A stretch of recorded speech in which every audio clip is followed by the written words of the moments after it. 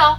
This video is about our top 5 campgrounds we've stayed in during our 2 years of RV life. This list is a mix of different types of campgrounds across many different states, and honestly it was difficult to narrow down. Starting off with number 5 is Raccoon Mountain Caverns Campground in Chattanooga, Tennessee. We had full hookups here, great sights, and a great atmosphere. There were plenty of things to do nearby, like Ruby Falls, which was my first experience in a cave ever, Lookout Mountain, and even a cavern on campground property that you can tour. Number 4 is Rome America Horseshoe Bend in Page, Arizona. We visited during the winter, so there were no water hookups. They had been winterized already, but we still had power and sewer. We stumbled upon this hidden gem right when it opened, so it was still cheap and empty. The view at this campground was ridiculous. It was like a mini Moab with the red rock and the beautiful skies. Being so close to Page though, we still had grocery stores, gas stations, anything we'd need. We were just passing through, so we didn't explore Page too much,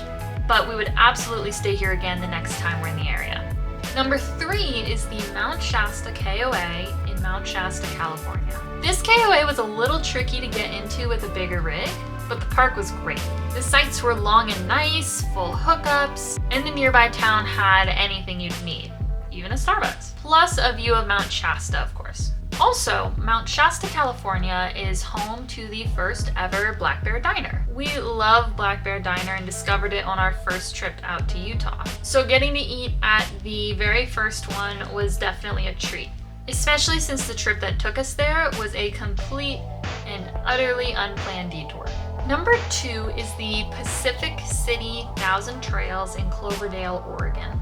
This campground was less than half a mile from the beach, had its own private walking entrance to the beach, was a 10-minute drive from the best crab mac and cheese I've ever had in my life, and only a 30-minute drive to the Tillamook Creamery. The campground itself was a reasonable size, with sites ranging from tent-only sites to housing huge fifth wheels. Our site that we chose had water and power, but no sewer. The bathrooms were quite clean though, so over the 2 weeks we stayed there, we opted to use the campground bathrooms instead of having to dump our tanks multiple times during our stay. Trees everywhere.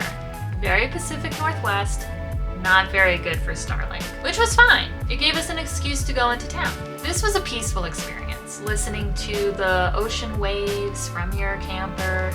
It gave us that sense of isolation that we sometimes crave after being in busy cities for a while, but we still weren't any more than 10 minutes from a town with a grocery store, restaurants, post office, anything you need. We are looking forward to returning to this campground next time we're on the Pacific coast.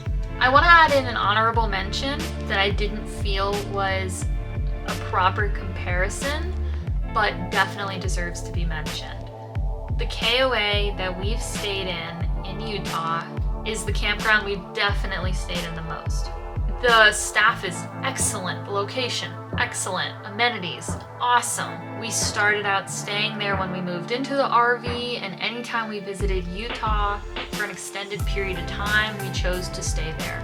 However, since we more lived in that campground versus the ones on this list that we stayed 3 weeks or less in, I think it deserves its own spot as an honorable mention.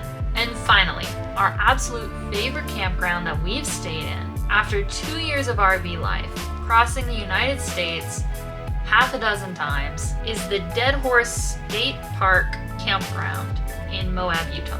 There is nothing like the beauty of Arches or Canyonlands National Parks, but Dead Horse Point is very underrated. Waking up to a beautiful southern Utah sunrise, coffee in hand, cannot get any better. This campground had power hookups, but no sewer or water. There were flush toilets and dump stations on site though. We've stayed here multiple times and always look here first when visiting Moab, unless we're planning to boondock. And there you go, our top 5 campgrounds we've stayed in during our 2 years and counting of RV life. What's your favorite campground or state to camp in? Make sure you follow along for more RV life tips and travels coming soon. Until then, bye!